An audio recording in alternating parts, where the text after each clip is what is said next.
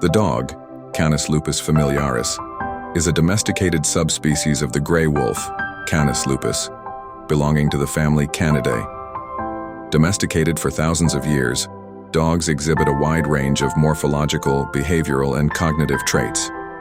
They play important roles in human society as companions, guards, guides, and working animals.